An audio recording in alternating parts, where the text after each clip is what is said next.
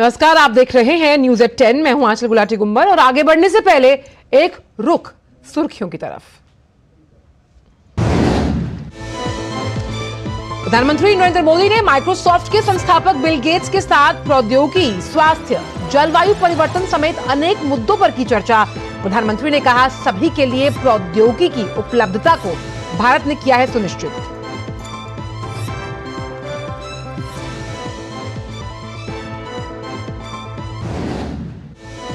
बाहुबली नेता मुख्तार अंसारी की मौत के बाद उत्तर प्रदेश में अलर्ट। मऊ, आजमगढ़ और गाजीपुर में बढ़ाई गई सुरक्षा। आज होगा पोस्टमार्टम।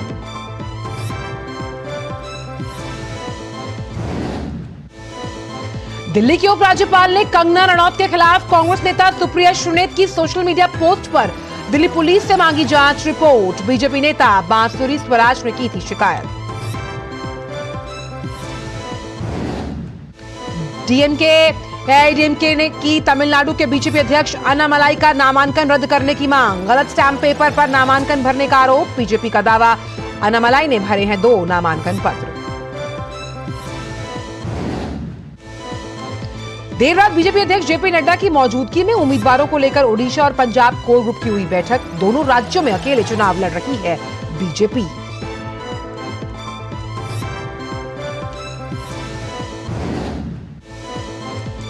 बिहार महागठबंधन में सीट शेयरिंग पर बनी सहमति। आला नेताओं की मौजूदगी में आज होगी औपचारिक घोषणा। सूत्रों के मुताबिक कांग्रेस को 9 सीट देने पर राजी है आरजेडी।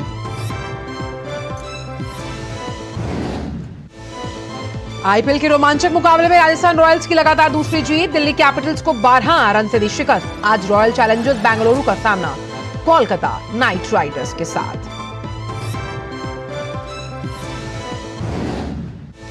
रोहन बोपन्ना और मैथ्यू अपडेन की जोड़ी ने मियामी मास्टर्स के फाइनल में बनाई जगह। कल खिताबी मुकाबले में क्रोएशिया के इवान डोडिच और अमेरिका के ऑस्टिन फ्रेजिस की जोड़ी से होगा सामना।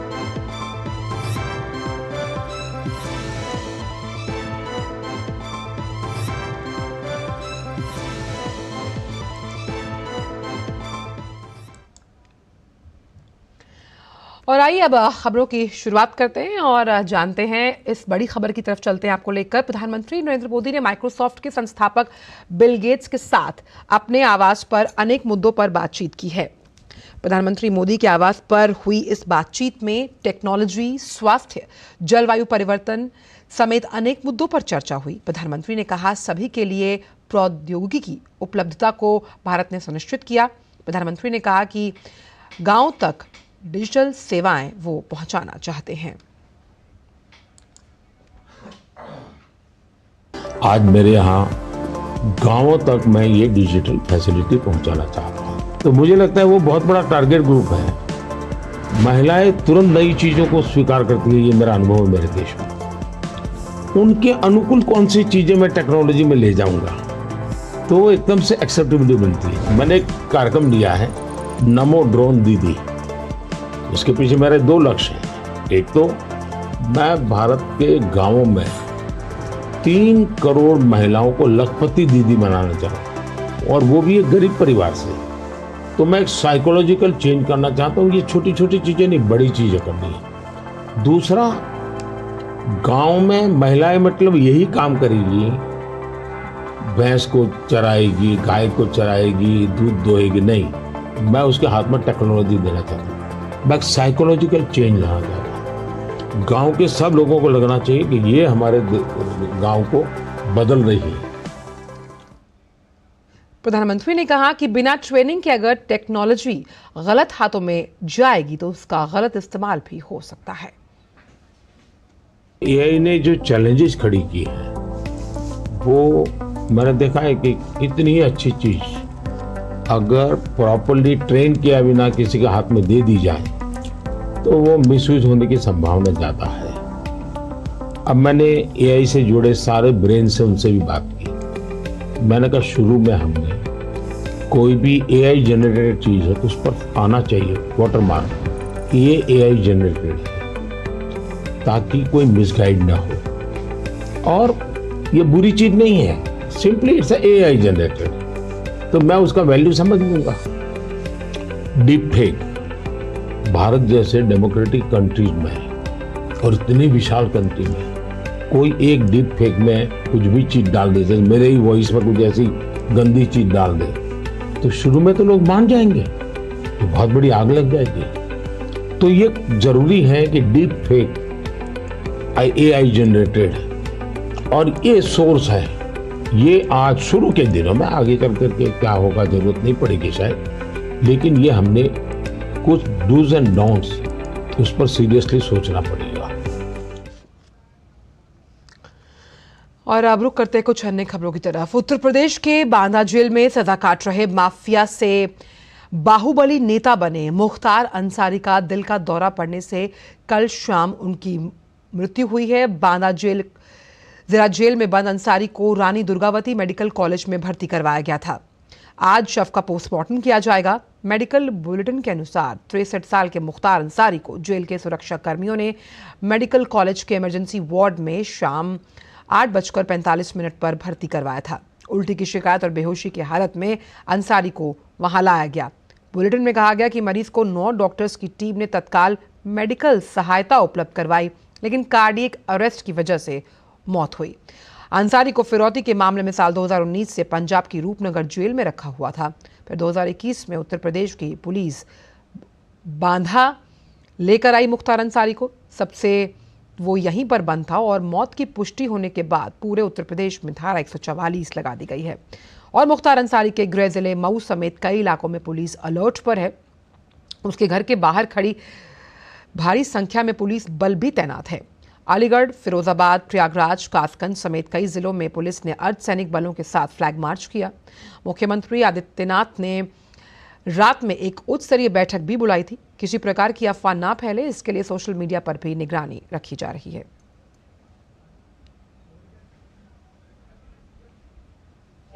और डेथ के उपरांत जो है पूरे प्रदेश में अलर्ट जारी किया गया, इसमें लेके परिक्षेत्र में भी अलर्ट है और इसको लेके अभी मेरे साथ SSP अलीगढ़ महोदय एक बार सभी फोर्स का राउंड लेके हम लोग के द्वारा चेक किया जाएगा और कल जोन स्कीम, सेक्टर स्कीम सभी से बात की गई है। सभी जो भी धर्मगुरु इत्यादि से बात करना और पूरी फोर्स का अलर्टनेस रहना, फुट पेट्रोलिंग रहना, इसी प्रकार की जो विजिबिलिटी वाली अलर्टनेस है, डायलॉग वाली बात है, ये सभी बिंदुओं के पर पुलिस प्रशासन का अलर्टनेस रहेगा। मुख्तार अंसारी की मौत पूर्वांचल के बाहुबली का अंत माना जा रहा है। आखिर कैसा था उसका आतंक, आइए नजर डालते हैं। फिरौती, हत्या, अपहरण, गैंगवॉर जैसे अपराध में शामिल नेता बनने से पहले दबंग माफिया की पहचान के रूप में कुल 65 मुकदमे मुख्तार पर चल रहे थे। यानी कि नेता बनने से पहले एक दबंग माफिया के रूप में मुख्तार ने अपनी पहचान बनाई। कुल 65 मुकदमे मुख्तार पर चल रहे थे।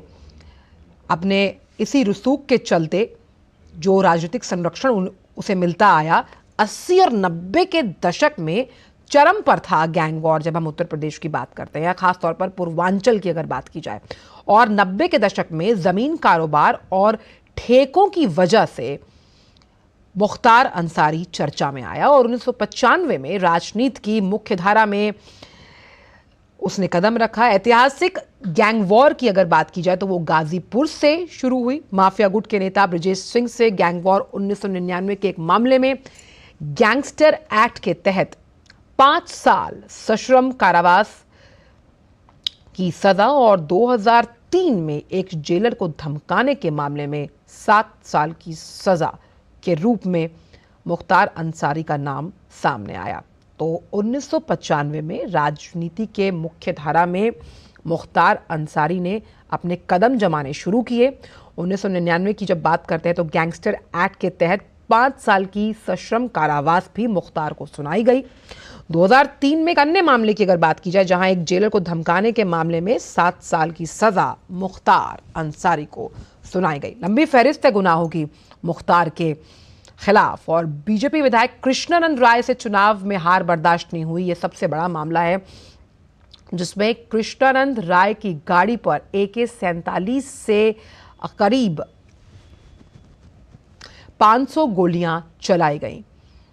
ये जो पूरा मामला है, इस पूरे मामले और इस हत्याकांड की वजह से चर्चा में आया मुख्तार अंसारी कि किस तरह से उसके हौसले बुलंद थे और इस तरह के अपराध को उसने अंजाम दिया। वहीं इसी हत्याकांड में 10 साल की सजा मुख्तार अंसारी को सुनाई गई। भाई अफजाल अंसारी भी कृष्णानंद राय हत्याकांड में शामिल था और कोयला व्यापारी नंद किशोर रुंगटा के अपहरण के मास्टरमाइंड के रूप में भी हम ये समझते हैं कि मुख्तार का नाम सामने आया और मकोका और गैंगस्टर एक्ट के तहत कई केस दर्ज नामजद है मुख्तार अंसारी पर। वहीं पत्नी अफसा अंसारी पर भी 11 मुकदमे दर्ज हैं। पत्नी और बेटा अब्बास 2022 में फरार घोषित किए गए। तो एक लंबी फहरिस्त है जब हम गुनाहों की बात करते हैं, अपराध की बात करते हैं, जिसमें रंगदारी के मामले हैं, लूट के मामले हैं और गैंगस्टर एक्ट के तहत भी कई मामले नामजद थे मुख्तार अंसारी के खिलाफ। लाइट मशीन गन बरामद करने वाले पूर्व डीएसपी शैलेंद्र सिंह ने बताया कि 20 साल पहले 2004 में गैंगस्टर से नेता बना मुख्तार अंसारी का जो ये काला साम्राज्य था वो चरम पर था। वो उन इलाकों में खुली जीप में घूमता था जहां कर्फ्यू लगा था। शैलेंद्र सिंह ने बताया कि कैसे तत्कालीन मुलायम सरकार मुख्तार अंसारी को किसी भी कीमत पर बचाना चाहती थी। बात 2004 की है, जनवरी की है, आज से 20 साल पहले की है। और मुख्तार अंसारी का जो भय का साम्राज्य था वो चरम पे था और सरकार द्वारा जब समर्थन ऐसे माफियाओं को हो जाए तो आप समझ सकते हैं। मैंने अभी आपसे कहा कि वो खुली जीप में मऊ दंगों में घूमता था जहाँ कर्फ्यू लगा है। किसी की हिम्मत नहीं हुई उसके प्रति कुछ बोल दे, कार्रवाई की तो छोड़ दीजिए। और उस समय मैंने लाइट मशीन गन रिकवर की। आज तक उत्तर प्रदेश में केवल एक ही रिकवरी है, न उसके पहले कभी हुई, न 20 साल हो गया अब तक हुई है। और उसमें पोटा भी लगाया क्योंकि पोटा एग्जिस्ट करता था। तो मैंने स्टैंड लिया उसके प्रति कि नहीं, ये गलत है और ये इसको जेल जाना होगा। लेकिन मुलायम सिंह की सरकार तत्कालीन अल्पमत की सरकार थी, किसी भी कीमत पे इसको बचाना चाहते थे और उन्होंने अंत में हम लोग पर प्रेशर बनाया, अधिकारियों पर प्रेशर बनाया।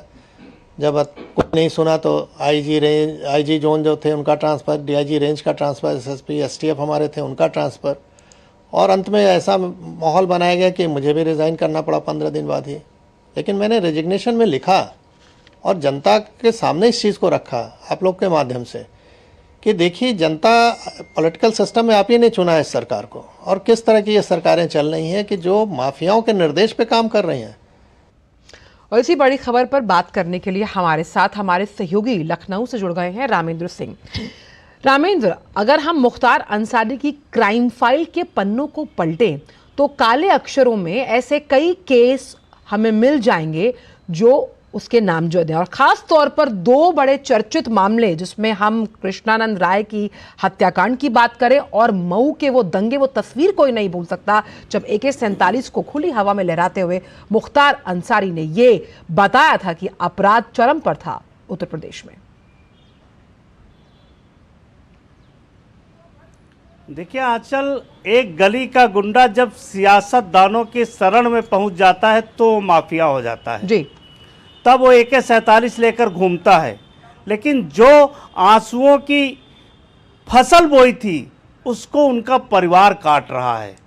निश्चित रूप से पूर्वांचल में जो अपराध पनपा उसमें मुख्तार अंसारी उसकी देन है और मुख्तार अंसारी एक सिंबॉलिक व्यक्ति है जिसके इर्द गिर्द कम से कम लाखों लोग अपराध की दुनिया में काम कर रहे थे। एक नेक्सस था, एक संगठन था जिसने पूरे पूर्वांचल ही नहीं करीब 4 प्रदेशों में अपना कब्जा जमा रखा था। 10-15 जिले तो ऐसे थे जिनमें उनकी तूती बोलती थी। और शैलेंद्र की जो बात सुन रहा था कि शैलेंद्र ने बताया कि मुलायम सिंह इतना मेहरबान थे कि जो मुख्तार कहते थे उसी से सत्ताएं चलती थी।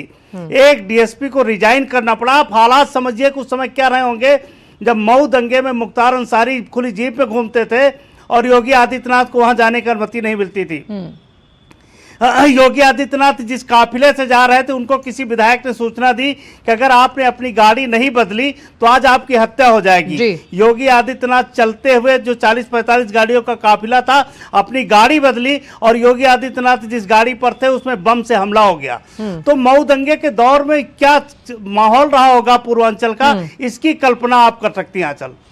रामेंद्र, क्योंकि मुलायम सरकार की सरपरस्ती में इस तरह से अपराध को अंजाम दिया गया और अभी भी जो हम प्रतिक्रियाएं देख रहे हैं, जहां पर अखिलेश यादव ये साफ तौर पर कह रहे हैं कि सरकार का दायित्व है नागरिक की रक्षा करना, इसकी न्यायिक जांच की मांग बसपा सुप्रीमो कर रही है। लेकिन ये उस वक्त कहाँ थे जब आम जनों को बंदूक की नोक पर लूटा जाता था, रंगदारी की जाती थी और कई फिरौती की रकम को वसूलने के लिए ये ना देखते हुए कि आखिरकार वो आम इंसान है और उसे भी न्याय का हक है। आंचल आम इंसान नहीं, रुंगटा बड़ा व्यापारी था बनारस का और उसको ले जाकर के बार दिया गया। कृष्णानंद राय क्या सामान्य व्यक्ति थे? कृष्णानंद राय उस समय विधायक थे और किसी विधायक पर AK-47 से 400 गोलियां चलाई गई और उनके साथ 6 लोग मारे गए। क्या समाजवादी पार्टी की सरकार को उन लोगों के दर्द नहीं दिखाई पड़ते, उन परिवारों के दर्द नहीं दिखाई पड़ते हैं जिनके घर के लोगों को इन्होंने मारा है? क्या न्याय का तरीका यह है कि केवल मुख्तार अंसारी आम आदमी है, मुख्तार अंसारी पर बात की जाए? क्या उन जो 100 घरों के लोग मारे गए हैं, जिनका परिवार बिखर गया है, जो लोग अपने व्यवसाय से वंचित हो गए हैं, जिनको बनारस, गाजीपुर, मऊ छोड़ना पड़ा है, क्या उनकी बात समाजवादी पार्टी करेगी? समाजवादी पार्टी आज भी वास्तविक राजनीति कर रही है और अभी भी उसको लगता है कि शायद इस सहानुभूति में उसको कुछ वोट मिल जाएंगे। लेकिन योगी आदित्यनाथ की सरकार का स्पष्ट एजेंडा है, चाहे वो अतीक अहमद रहे हो, चाहे मुख्तार अंसारी रहे हो, चाहे कोई और रहा हो, चाहे मुन्ना बजरंगी जो पहली हत्या हुई वहां से शुरू करिए, जीवा तक आइए और मुख्तार अंसारी तक जाइए, किसी भी अपराधी के साथ कोई रियायत नहीं बरती जा रही। तो चाहे समाजवादी पार्टी जो कहे या बसपा सहानुभूति प्रकट करे, क्योंकि पहला चुनाव बसपा के टिकट पर ही लड़के मुख्तार अंसारी आए थे। ये सहानुभूति का कोई मायने नहीं रखता। मायने वो है कि अगर आम आदमी सुरक्षित है तो इस सहानुभूति के मायने हैं। आंचल बिल्कुल। और अगर हम पूर्वांचल के उस इतिहास को खंगालने की कोशिश करें जहां से अपने सियासी सफर की शुरुआत मुख्तार अंसारी ने की, तो इस बात को कहने में कतई गुरेज ना होगा रामेंद्र कि राजनीतिक संरक्षण की वजह से मुख्तार अंसारी जैसा इंसान यहां तक पहुंच गया। ये मऊ की गलियों के गुंडे थे छोटे छोटे। 1988 में पहली हत्या इन्होंने की और 1996 में बसपा के टिकट पर विधायक बन गए। यानी पहले यही दौर था जो समाजवादी और बसपा ने जिस तरीके की राजनीति की, आप देखिए ना, जितने चेहरे उत्तर प्रदेश में, वो सब जो सामंत थे, जो मजबूत थे, जो अपराधी थे, उनके दौर राजनीति में है कि राजनीति में सीधे प्रवेश करना शुरू किया। और ये उसकी एक वानगी है। मुख्तार हो, अतीक हो, तमाम और चेहरे हैं उत्तर प्रदेश भर में। हालांकि बहुत सारे लोग नेपथ्य में चले गए, बहुत सारे लोग जेल में हैं, बहुत सारे लोग अब नहीं हैं इस दुनिया में। लेकिन ये जो राजनीति का दौर शुरू किया था 1996 में बसपा ने पहले टिकट देकर लड़ाया, फिर मुलायम की नजर पड़ी तो मुलायम ने उसको हीरो बना दिया पूर्वांचल का और पूरी सरकार उसके इशारे पर चलती। पूर्वांचल में वो होता था जो मुख्तार अंसारी कहते थे। तो जाहिर है कि सत्ता के सहारे बने हुए लोग थे और सत्ता किनारे हुई तो 7 साल में सबका हश्र आपने देखा। आपने अतीक का हश्र देखा, आपने मुख्तार का हश्र देखा, तमाम और छोटे बड़े अपराधी थे जो लगातार मारे गए और जेलों में बंद हैं, जिनके खिलाफ बड़ी कार्रवाई की गई। और ये एक बड़ी इंडस्ट्री चलाते थे। आप अपराध को छोटे दायरे में ना देखिए। रूंगटा यानी कोयले का जितना व्यवसाय होता तो बिना मुख्तार अंसारी को टैक्स दे हुए बनारस से उत्तर प्रदेश का रास्ता पार नहीं करता था। तो इस तरीके के इतने कारोबार थे, जो क्या कहते हैं, मछली मंडी थी, बड़ा कारोबार था। इस तरह घर के 2100 अवैध कारोबार स्टेट गवर्नमेंट ने बंद किए इनके। 2100 अवैध कारोबार। तो आप जरा कल्पना करिए कि कितनी बड़ी अपराध की इंडस्ट्री चलाते थे, कितना फंड आता था और वो निवेश होता था। तो ये सारी चीजें रुक रही हैं। हालांकि मृत्यु किसी की भी अच्छी नहीं कही जाएगी, लेकिन जो अपराध की दुनिया में लोग रहते हैं, मारे जाते हैं, तो उनके प्रति कोई सहानुभूति नहीं रहती। तो सपा जो इस तरीके की सहानुभूति पैदा कर रही है, शायद आम आदमी ने उनसे सहानुभूति अपनी हटा ले। ये भी एक चुनौती सामने आ सकती है। आंचल रामेंद्र, एक चीज हमें और समझनी होगी। जिस तरह से जब उन्हें रोपड़ जेल से बांदा की तरफ ले जाया गया, 2 स्टेट की पुलिस क्रॉस कर एक काफिले के साथ मुख्तार अंसारी यहाँ पहुंचा था और तब वो डर उसके चेहरे पर साफ नजर भी आ रहा था कि किस तरह से अगर राजनीति में संरक्षण से आपको अपराध करने की सरपरस्ती मिलती है, लेकिन अगर वही राजनीति से जुड़े हुए लोग खत्म करना चाहते हैं अपराध को, गुनाह को, तो एक एक इस तरह का जो गैंगस्टर है, जो कुख्यात है अपने इन कुकर्मों की वजह से, वो भी डरता है जब कानून अपनी लाठी चलाता है।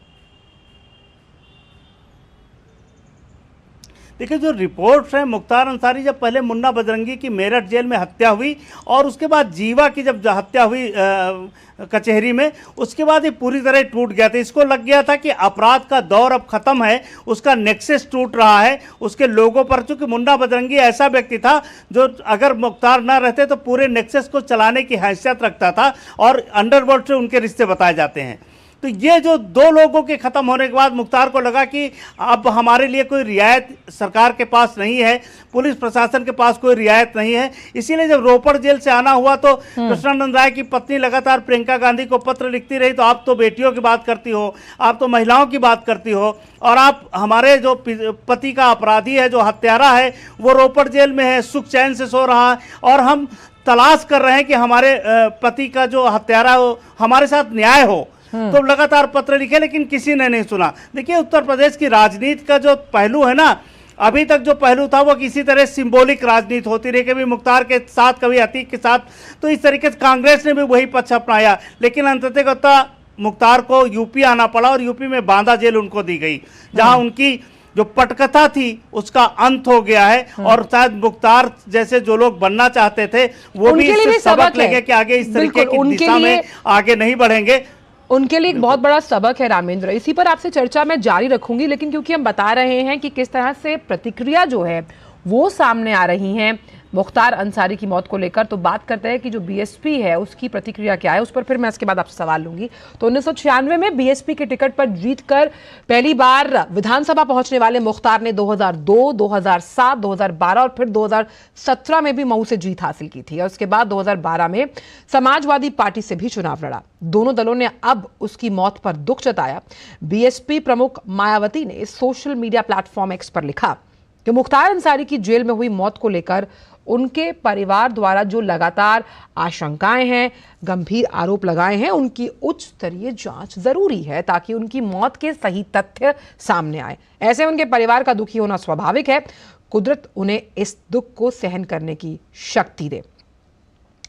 रामेंद्र, आपने ये ट्वीट जो मैंने पढ़ा है वो सुना होगा, और मुझे ये सवाल आपसे ये करना है कि जिस वक्त 2023 का अगर हम जिक्र करें, जहां से कांग्रेस के विधायक और वर्तमान उत्तर प्रदेश कांग्रेस की अगर हम बात करें तो अजय राय के बड़े भाई अवधेश राय की अगर मैं बात करूं तो जिस सनसनीखेज तरीके से उन पर गोलियां बरसाई गई थी, और उसके बाद कृष्णानंद राय का जो ये मामला है, जो हत्याकांड है, वो आज भी चर्चा में है, आज भी उनके परिवारजन दुखी हैं। लेकिन तब बीएसपी सुप्रीमो हो या अखिलेश यादव हो, तब तो उन्होंने कोई ट्वीट नहीं किया। देखिए आंचल, जो बड़े सत्ता के केंद्र में बैठे हैं और जिन्होंने जाति राजनीति से सत्ता हासिल की है, उनको लगता है कि उनकी जात उनके साथ है, बाकी आम आदमी की कोई कीमत इस प्रदेश में नहीं है। यही मायावती ने किया, कि यही मुलायम सिंह ने किया, और अखिलेश भी लगभग उसी रास्ते पर आगे बढ़ रहे हैं। तो उनके लिए आम आदमी के कोई मायने नहीं। आम आदमी केवल एक वोट है उनके लिए। अगर वो उसको देखते हैं तो एक वोट की तरीके से देखते हैं। अगर वो ठीक से देखें कि मानवता के चश्मे से देखती तो शायद ये दायरे उनको दिखाई पड़ते कि कितने लोगों के घरों के चूल्हे बुझ गए हैं, कितने लोगों ने अपने माता पिता भाई खो दिए हैं। तो ये उनको शायद दिखाई नहीं पड़ता, उनको मुख्तार दिखाई पड़ते हैं, जो मुख्तार से एक वर्ग का वोट सत्ता है। ये वोट की राजनीति कर रहे हैं, इनसे मानवता से कोई लेना देना नहीं है। इसलिए इस तरीके के ट्वीट और इस तरीके के संवाद सामने आ रहे हैं। आंचल, जब हमने इस बात को खंगालने की भी कोशिश की, क्योंकि आप तो लगातार इस तरह, जब हमने अतीक अहमद का जो हश्र देखा था उस पर भी मैं और आप रामेंद्र हॉट स्विच में साथ थे।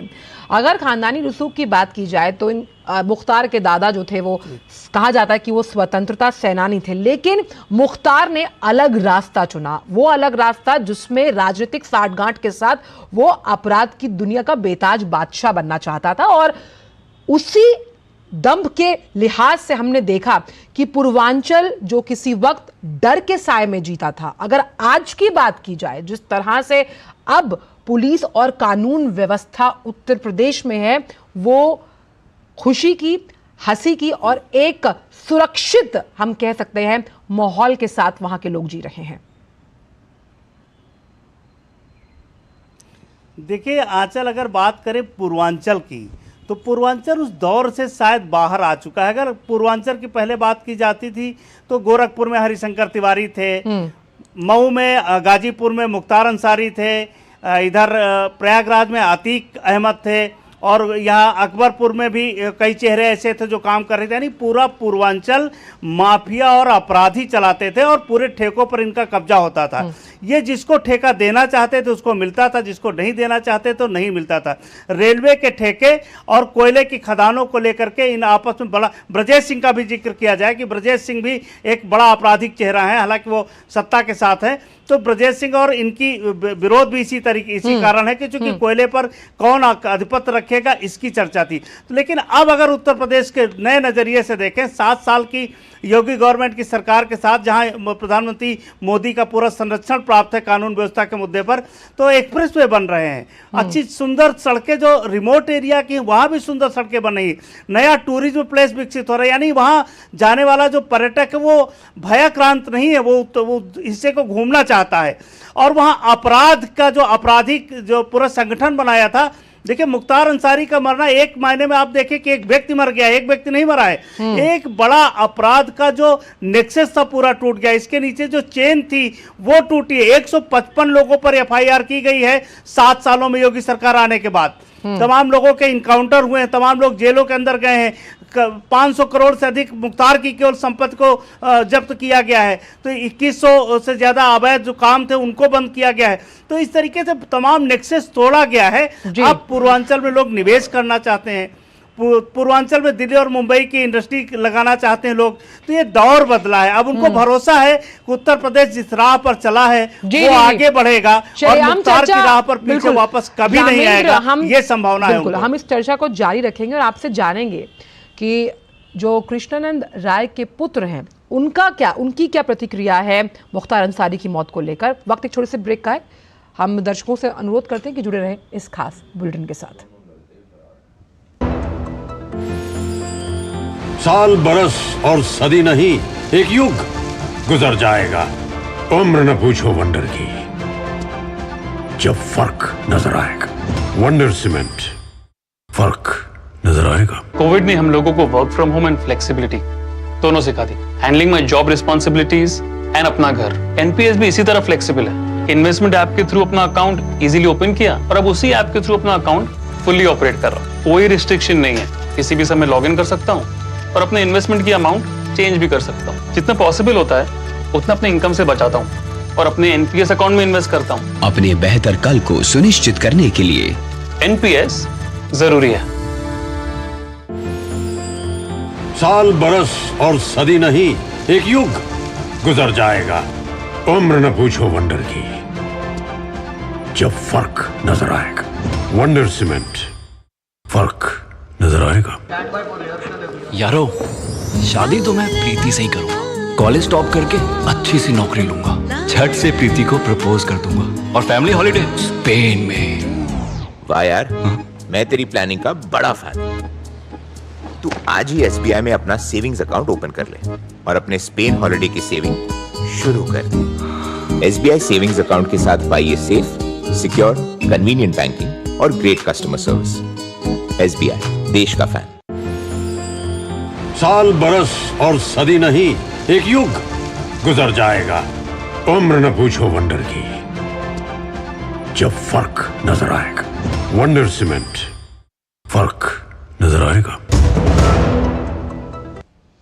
ब्रेक के बाद सभी का स्वागत है और हम चर्चा कर रहे हैं कि मुख्तार अंसारी की जिस तरह से हार्ट अटैक की वजह से मौत हुई है, किस तरह से अपराध के अध्याय को एक समाप्ति मिली है। हमारे साथ ओपी सिंह जुड़े हुए हैं, x DGP Uttar Pradesh police. OP जी, बहुत बहुत स्वागत है हमारे इस खास शो पर। सवाल मेरा यही है कि जब हम बात करते हैं अपराध की, हम बात करते हैं अपराधियों की, अगर उसमें मुख्तार अंसारी की बात की जाए तो नाम उनका टॉप पर था, लेकिन आज इस अपराध के अध्याय की समाप्ति हुई है।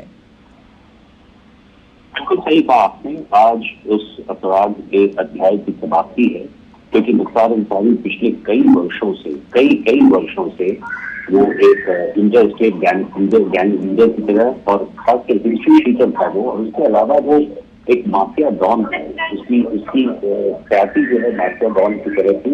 और वो जो है पूरे उत्तर प्रदेश में और खासकर उन इलाकों में जैसे गाजीपुर, सोनभद्र, लखनऊ, बाराबंकी, इन सबों में वो इन्वॉल्व रहा है। और वो उसके अगर पूरे मोडस ऑपरेंडाई को, क्रिमिनल एक्टिविटीज को देखा जाए तो उसने मर्डर किए हैं, लूट किए हैं, डकैती किए हैं, किडनैपिंग फॉर रैंसम किया है, एक्सटॉर्शन किया है, उसको गैंगस्टर्स नेशनल सिक्योरिटी एक्ट में बंद किया गया है।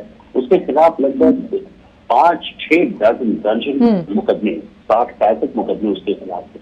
और अभी आपको मालूम होगा कि हाल ही में उसे कन्विक्ट भी किया गया है, 2023 में उसे कन्विक्ट किया गया है, और कृष्णानंद राय वाले मामले में भी उसे कन्विक्ट किया गया। तो इस प्रकार उसका जो माफिया गिरी था, जो उसका एरिया ऑफ इन्फ्लुएंस था, वो पूरे उत्तर प्रदेश के अलावा भी विभिन्न राज्यों में था। तो इस प्रकार आपको कहना सही है कि उस माफिया डॉन की कारनामों के अध्याय की आज समाप्ति हुई है, जो मैं समझता हूँ कि एक सफल प्रशासन के लिए और एक प्रशासन के लिए बहुत जरूरी है। यद्यपि उसकी मौत कार्डियक अरेस्ट या जो भी तरीके से हुई है वो पोस्टमार्टम के बाद ही पता चलेगा। लेकिन ये एक बहुत ही formal police officer I can say कि ये बहुत ही उसका एक अंत हुआ है।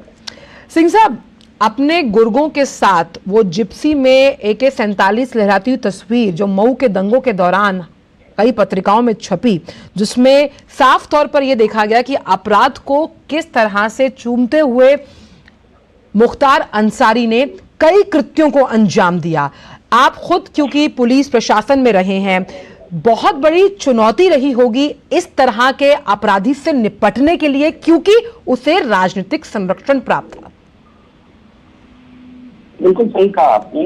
अपराधी और अपराध ये दोनों जो है वो पॉलिटिक्स से जुड़े हुए हैं। और मुख्तार अंसारी हो या अतीक अहमद हो या मुन्ना बजरंगी हो या जितने भी हमारे उत्तर प्रदेश में माफियाज हुए हैं, जिनका धीरे धीरे सफाया हो रहा है और हो चुका है, उन सबों को एक राजनीतिक संरक्षण प्राप्त था। मुझे याद है कि उस समय जब उसकी ड्यूटी बोलती थी, उस समय मुलायम सिंह यादव की सरकार ने उसे प्रोटेक्शन दिया था। और इस प्रोटेक्शन के बदौलत पुलिस जो है वो बहुत ही अपने आप को हेल्पलेस महसूस करती थी और उसके कारण जो है उस पर कोई कार्रवाई नहीं की जाती थी। दूसरी सबसे बड़ी बात थी कि उसके खिलाफ कोई गवाही देने को तैयार नहीं था। जब से योगी सरकार आई है 2017 में और 2018 और 19 में, मुझे याद है कि जब मैं 2018 और 19 में डीजीपी था यूपी का, उस समय इसने हम लोगों से बचकर और ये इसने बांदा से अपना ट्रांसफर पंजाब में करवा लिया, रोहतक जेल में। और पंजाब में कई महीनों तक वहां जेल में रहा और उसकी हिम्मत नहीं हुई कि वो उत्तर प्रदेश आ सके। और हमने स्वयं पंजाब के तत्कालीन मुख्य सचिव और डीजीपी को पत्र लिखा, उनसे बातें की कि उसे ट्रायल के लिए, उसे प्रोसिक्यूशन के ट्रायल के लिए फेस करने के लिए उसे उत्तर प्रदेश भेजा जाए। लेकिन तत्कालीन सरकार जो उस समय की थी उसने नहीं माना और इसने हमेशा। एक चीज मैं आपसे समझना चाहूंगी, एक वो दौर था जब सपा या फिर बसपा काबिज थी सत्ता में, जब हम उत्तर प्रदेश की बात करते हैं, उस वक्त का मुख्तार अंसारी और जिस वक्त उसे बांदा जेल लाया गया, उस वक्त के मुख्तार अंसारी को अगर आप याद, जब हम उसको समझने की कोशिश करते हैं, उसके जो उसका जो चरित्र है, कितना बड़ा फर्क आप देखते हैं। क्योंकि अगर हम मऊ दंगों की बात करें तो आज भी मुझे याद है कि PWD के जो क्वार्टर था, वहां पर पुलिस को बिठा रखा था मुख्तार अंसारी ने, नजरबंद कर ये कहकर कि ये मीटिंग चल रही है दंगा रुकवाने के लिए, और सड़क पर दंगा चालू था। बिल्कुल सही कहा आपने।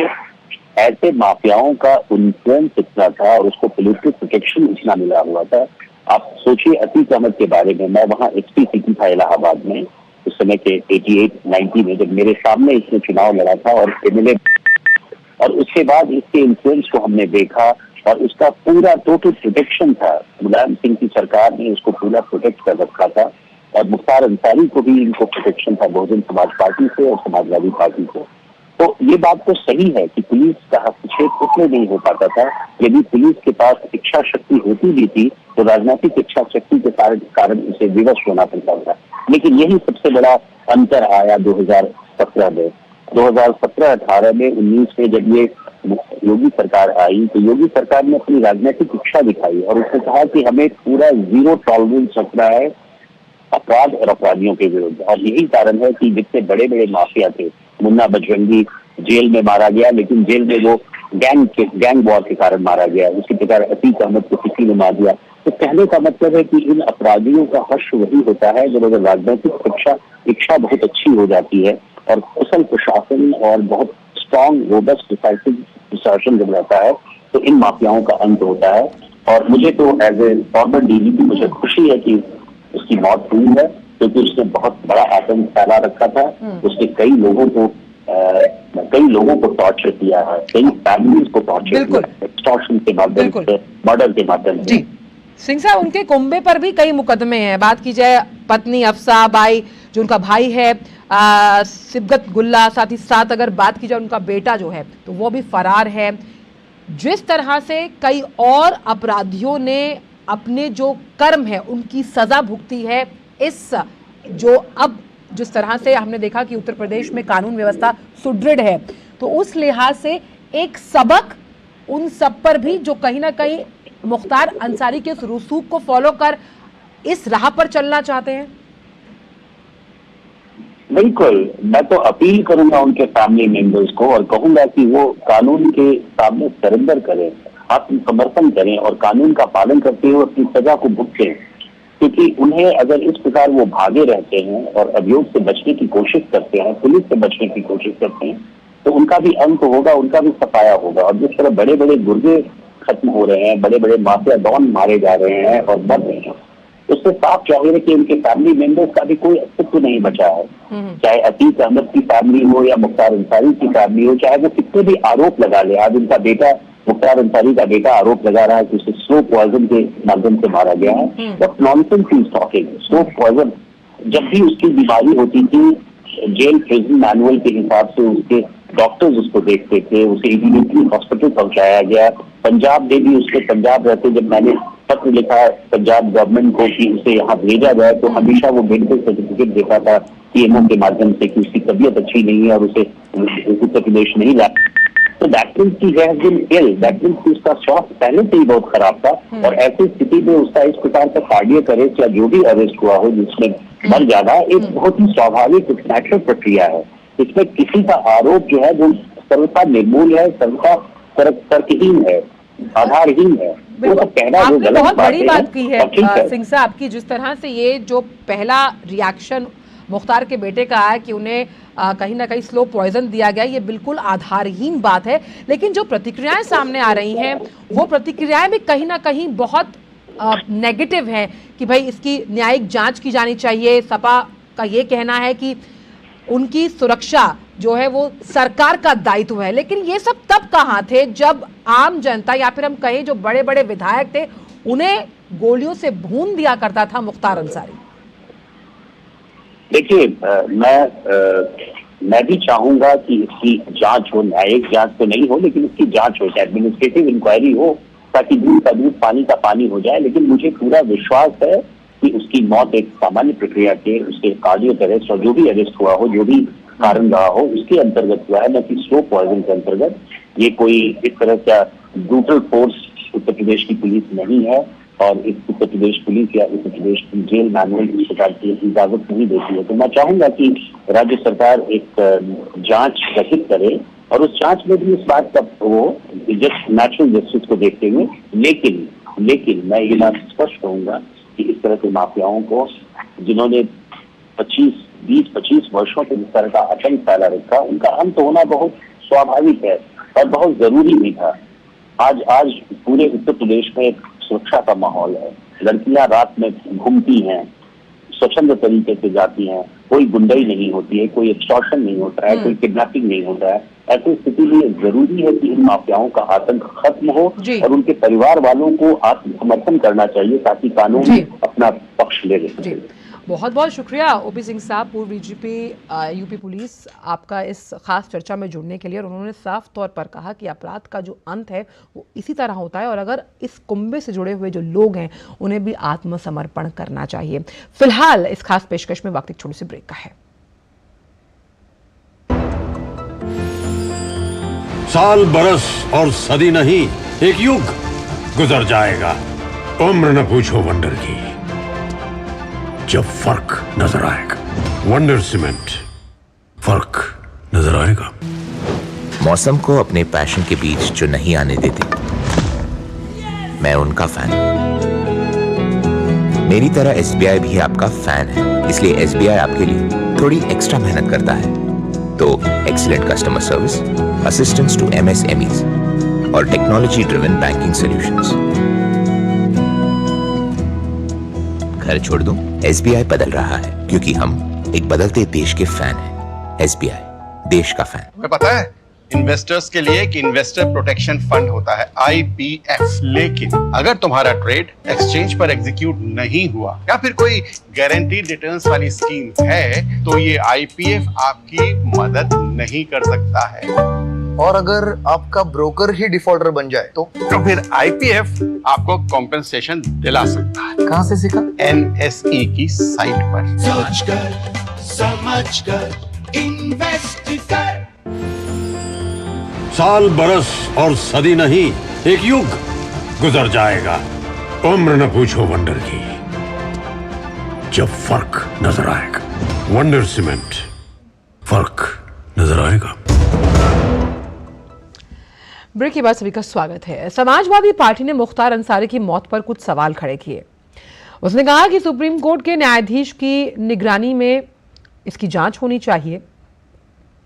तो बाहुबली नेता मुख्तार अंसारी की मौत पर अब सियासत भी तेज हो गई है। जिस तरह से समाजवादी पार्टी ने सवाल उठाए और कहा कि सुप्रीम कोर्ट के न्यायाधीश की निगरानी में जांच होनी चाहिए। अखिलेश यादव ने यह कहा कि न्यायिक प्रक्रिया से लोगों का विश्वास नहीं उठना चाहिए और ये यूपी में कानून व्यवस्था का शून्यकाल है। राज्य सरकारी अराजकता के सबसे बुरे दौर में है। तो ये मानना है अखिलेश यादव का। और हमारे साथ गाजीपुर से श्रीराम राय कमलेश जो हमारे संवाददाता है वो जुड़ गए हैं। कमलेश, गाजीपुर की अगर बात की जाए इस वक्त क्या माहौल है मुख्तार अंसारी की मौत के बाद? वहां पर लोगों की प्रतिक्रिया क्या है? क्योंकि जब हम बात करते हैं अपराध की तो कुकर्मों की फहरिस्त लंबी है और गाजीपुर से ही उसकी कहीं ना कहीं शुरुआत की थी मुख्तार अंसारी ने। जी आचल, हम मौके पर ही हैं जहां उनके निवास मोहम्मदाबाद थाना क्षेत्र में है और उसके बगल में जहां कब्र है उनकी, जहां पिताजी की, उनकी माता जी की कब्र है, वही कब्र खोदी जा रही है, उसकी तैयारी चल रही है और प्रशासन ने अपनी पूरी मुकम्मल व्यवस्था की है। DIG रेंज वाराणसी साथ ही को प्रकाश सिंह जी आए हुए हैं, कैंप किए हुए हैं, SP ओमवीर सिंह जी और जिलाधिकारी आकाश गौरी स्वयं और उनके निवास पर उपस्थित है। किसी भी स्थिति के लिए सजग है और दुकानें एहतियातन तो नहीं कहेंगे बल्कि बंद है। उस बारे में कोई सूचना नहीं मिल पाई को बंद है। पुलिस फोर्स काफी प्रयास मात्रा में है, पैरामिलिट्री भी लगा दी गई है, PSC के जवान दिख रहे हैं और लोगों की आवाजाही थोड़ी कम हुई है क्योंकि ये जनपद का तहसील रहा है, इसलिए थोड़ा से यहाँ विशेष सतर्कता बरती जा रही है। वैसे तो अभी पुलिस अधीक्षक से वार्ता हुई, से 28 थाने हैं गाजीपुर में और मऊ बगल का जिला है, यहाँ दंगा प्रभावित क्षेत्र था उनके पीरियड में, तो वो सारी जगहों पर सुरक्षा व्यवस्था मुकम्मल की गई है। चुनाव का दौर चल रहा है, आचार संहिता 144 लागू है। तो हमारे सामने जो प्रशासन के उच्च अधिकारी हैं वो अपने मातहतों को दिशा निर्देश दे रहे हैं, सामने दिख रहे हैं। फोर्स की पर्याप्त व्यवस्था की गई है। जी हाँ चल। वहीं अगर गाजीपुर की बात की जाए तो ये भी खबरें सामने आई थी कमलेश की वहां पर मुख्तार के घर के बाहर भारी भीड़ मौजूद है। जी, अब सुबह तो प्रशासन ने हटा लिया है भीड़ को और उनके भतीजे जो यहाँ मोहम्मदाबाद से विधायक हैं शोएब अंसारी, उन्होंने अपील की कप्तान महोदय ने, लेकिन रात को हुजूम उमड़ गया था। जो स्थानीय उनके समर्थक थे वो ग्रामीण क्षेत्रों से या नगर क्षेत्र से, क्योंकि कस्बा है, वहां आ गए थे और देर रात तक डटे रहे।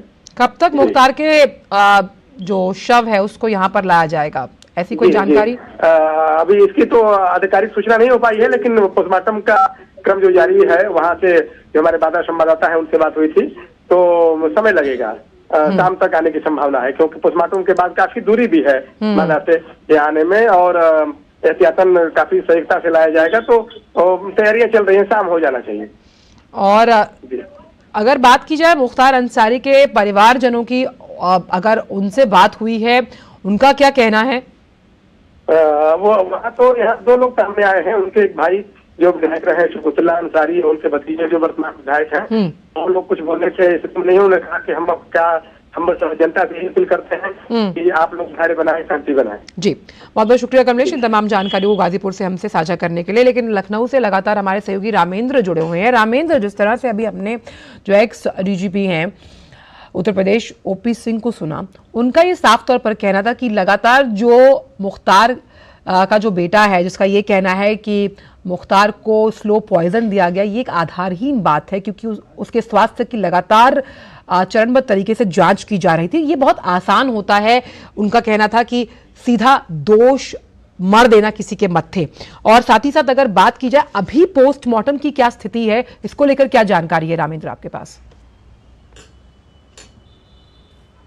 देखिए, आजकल पोस्टमार्टम चल रहा है, पूरा पैनल पोस्टमार्टम कर रहा है। चूंकि जो उनके बेटे ने आरोप लगाया है, तो ये प्रयास किया जा रहा है कि अगर जहर की बात सच्चाई है तो वो भी सामने आनी चाहिए। तो पूरे पैनल को और पूरे इनके बेटे को रखा गया है वहां, और पूरा विजुलाइज किया जा रहा है, यानी कैमरे में पूरा रिकॉर्डिंग की जा रही कि जो परिस्थितियां हो। तो चल रहा, थोड़ी देर में उनके जो डेड बॉडी है, हमें लग रहा पुलिस साथ लेकर मऊ में ही गाजीपुर में आकर के उनको सुपुर्द करेगी उनके परिवार को, क्योंकि आगे दे करके कोई रिस्क नहीं लेना चाहती।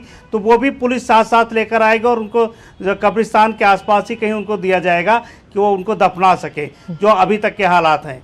आचल, और जिस तरह से अभी जो ट्वीट और जो प्रतिक्रियाएं सामने आ रही हैं, अगर सपा ने जो प्रतिक्रिया दी है उस पर अगर हम एक सवाल आपसे करें रामेंद्र, जिस पर कहा गया है अखिलेश यादव द्वारा कि ये अराजकता का माहौल है यूपी में, और शून्यकाल जब बात की जाती है, जिस तरह से सामाजिक सुरक्षा का हम जिक्र कर रहे हैं, आप खुद उत्तर प्रदेश की राजधानी लखनऊ से हैं, जिस तरह क्या जो बयानबाजी सपा अध्यक्ष ने की है उस पर अगर मैं आऊं तो किस सामाजिक सुरक्षा के खतरे की वो बात कर रहे हैं? क्योंकि जब हम बात करते हैं उत्तर प्रदेश की तो लगातार खबरें तो विकास की आती हैं।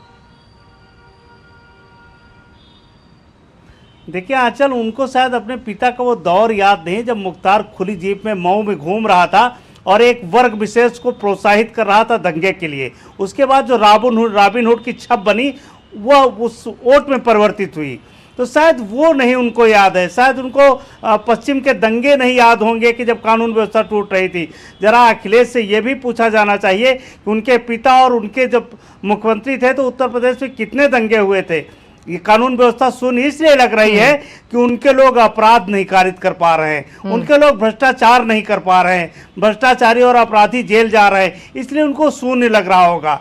देखिए, आम आदमी, पिछली बार भी कहा था कि आम आदमी इनकी निगाह में कोई मायने नहीं है, एक वोट भर है। जिस सत्ता की कुर्सी पर बैठे हैं, जिस वैभव के साथ राज सिंहासन से सत्ता चलाते हैं, वहां से आम आदमी दिखता विकता नहीं है। वोट के समय थोड़ी देर के लिए उसकी चिंता करते हैं, बाकी चिंता मुख्तार की होगी, अतीक की होगी। क्या उनको याद नहीं कि अतीक के घर जब मुलायम सिंह यादव गए थे तो उसके कुत्ते से हाथ मिला रहे थे?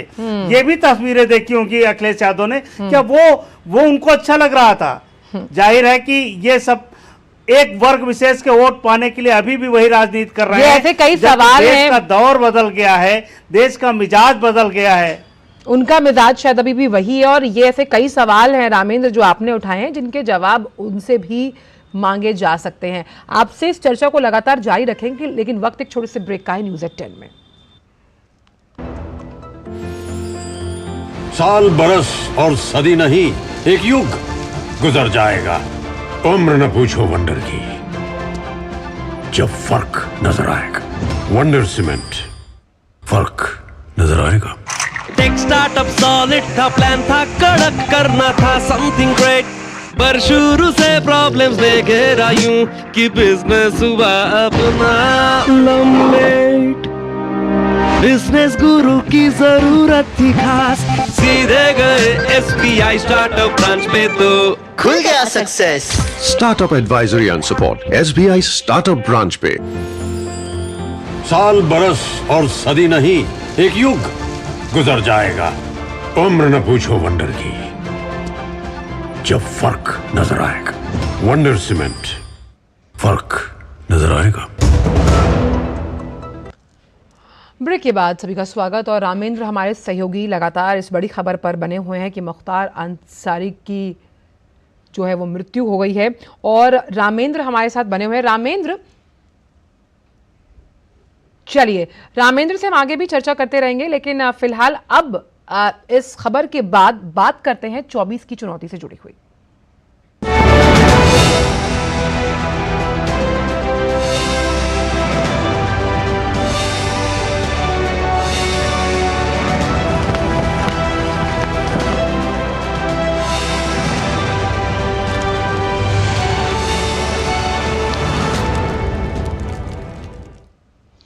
तो 24 की चुनौती में बात करेंगे बिहार की, जहां महागठबंधन में सीटों का बंटवारा तय हो गया है। आज गठबंधन के दल आला नेताओं की मौजूदगी में सीट बंटवारे की औपचारिक घोषणा करेंगे। 3 दिन के गहन मंथन चिंतन के बाद कहा यह जा रहा है कि नियम और शर्तों के साथ फॉर्मूला तय हुआ है। देखना होगा कि महागठबंधन के 2 बड़े राजनीतिक दलों कांग्रेस और आरजेडी के बीच कितनी सीटों पर बात पड़ी है। वैसे सूत्रों के मुताबिक झारखंड में पलामू की एक अतिरिक्त सीट आरजेडी को मिली, तो बिहार में 9 सीट कांग्रेस को मिलेगी। ये भी खबर मिल रही है कि बिहार में आरजेडी के द्वारा कटिहार, किशनगंज, भागलपुर, समस्तीपुर, सासाराम, पटना साहिब, बेतिया, मुजफ्फरपुर और मधेपुरा के साथ साथ सुपौल, दोनों में से कोई एक सीट कांग्रेस को तालमेल के तहत दी जा सकती है। आरजेडी खुद 26 सीटों पर चुनाव लड़ेगा। इसके अलावा वाम दलों को 5 सीट देने पर सहमति बनी। माले को 3, सीपीआई सीपीएम को 1-1 सीट दी जा सकती है, लेकिन पूर्णिया सीट का मामला अभी भी फंसा हुआ है। दरअसल पूर्णिया लोकसभा सीट के लिए पप्पू यादव की खुली घोषणा के बावजूद लालू यादव ने यहां से बीमा भारती को टिकट दे दिया। इससे पप्पू यादव नाराज हैं और 2 टूक कह रहे हैं कि वो पूर्णिया किसी भी स्थिति में नहीं छोड़ेंगे। उधर पप्पू यादव को लेकर कांग्रेस में भी खामोशी है। बीजेपी ने लोकसभा चुनाव से संबंधित जो संभावित उम्मीदवार हैं उन पर चर्चा के लिए कल रात पार्टी मुख्यालय में ओडिशा और पंजाब को लेकर कोर ग्रुप की बैठक बुलाई। जेपी नड्डा की अध्यक्षता में हुई बैठक में पार्टी महासचिव बीएल संतोष, दोनों राज्यों के प्रभारी और प्रदेश अध्यक्षों समेत कुछ और नेता मौजूद रहे। ओडिशा और पंजाब दोनों ऐसे राज्य हैं जहां बीजेपी अकेले चुनाव लड़ रही है। ओडिशा में बीजेडी और पंजाब में अकाली दल के साथ बीजेपी की बात नहीं बनी। बहरहाल कोर ग्रुप के बाद केंद्रीय चुनाव समिति की बैठक में प्रत्याशियों पर आखिरी मुहर लगेगी। बात तमिलनाडु की, जहां डीएमके और एआईएडीएमके ने चुनाव आयोग से तमिलनाडु भाजपा अध्यक्ष के अन्नामलाई की ओर से दायर नामांकन को खारिज करने की अपील की। कोयम्बटूर से चुनाव लड़ रहे के अन्नामलाई ने अपने नामांकन न्यायिक स्टैंप पेपर पर दाखिल करने के बजाय कोर्ट फीस स्टैंप पेपर पर दाखिल किया। डीएमके ने आरोप लगाया था कि उन्होंने अपने हलफनामे में अपनी संपत्ति को कम आंका। एक शिकायत में डीएमके पद अधिकारी ने यह भी दावा किया कि अपने नामांकन दाखिल करने के लिए अन्नामलाई 50 लोगों के साथ आए थे। ईएसआई के निर्धारित आदर्श आचार संहिता के अनुसार चुनाव लड़ने के लिए आवेदन करने के इच्छुक व्यक्तियों के साथ केवल 5 लोग ही जा सकते हैं। इस बीच भाजपा ने दावा किया कि अन्नामलाई ने 2 नामांकन पत्र, जिसे देर रात अपलोड किया गया। तमिलनाडु में बुधवार को नामांकन दाखिल करने की आखिरी तारीख थी, जबकि 30 मार्च तक नामांकन वापस लेने की तारीख है। तमिलनाडु में एक ही चरण में 19 अप्रैल को मतदान होगा। पूरे देश में नतीजे 4 जून को आएंगे।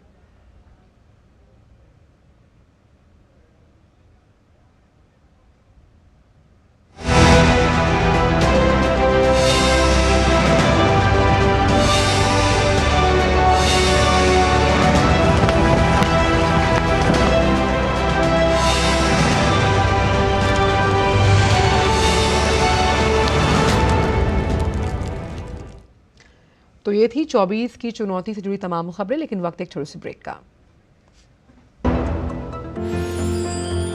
साल, बरस और सदी नहीं, एक युग गुजर जाएगा। उम्र न पूछो वंडर की, जब फर्क नजर आएगा। वंडर सीमेंट, फर्क नजर आएगा। मैंने अपना एनपीएस अकाउंट ऑनलाइन ओपन कर दिया था। सीरियस सेविंग स्टार्ट की after I landed my first job eight 23। अपने कॉर्पोरेट में बस अपना एनपीएस नंबर दिया एंड इन्वेस्टिंग चालू। थोड़े ही दिन पहले मेरा जॉब बदल गया। मैं मुंबई से राजकोट आ गई, लेकिन मेरा NPS account same. I just transfer the same account to my new company.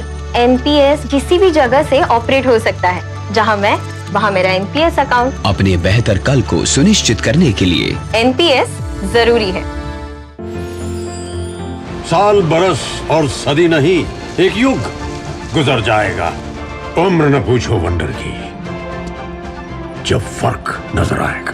Wonder cement, फर्क नजर आएगा। टेक स्टार्टअप सॉलिड था, प्लान था कड़क, करना था समथिंग ग्रेट। पर शुरू से प्रॉब्लम्स ने घेरा यूं कि बिजनेस हुआ अपना लम्बेट। बिजनेस गुरु की जरूरत थी खास, सीधे गए SBI स्टार्टअप ब्रांच पे तो खुल गया success. Startup advisory and support SBI startup branch पे। साल बरस और सदी नहीं, एक युग गुजर जाएगा। उम्र न पूछो वंडर की, जब फर्क नजर आएगा। वंडर सीमेंट, फर्क नजर आएगा। ब्रेक के बाद आप सभी का स्वागत है न्यूज़ एट 10 में। बात जम्मू कश्मीर के, जहां के रामबन इलाके में आज बैटरी चश्मा के पास जम्मू श्रीनगर राष्ट्रीय राजमार्ग पर एक पैसेंजर टैक्सी गहरी खाई में जा गिरी, जिसके बाद से पुलिस, STRF की टीम और रामबन सिविल QRT मौके पर मौजूद है और बचाव अभियान जारी है।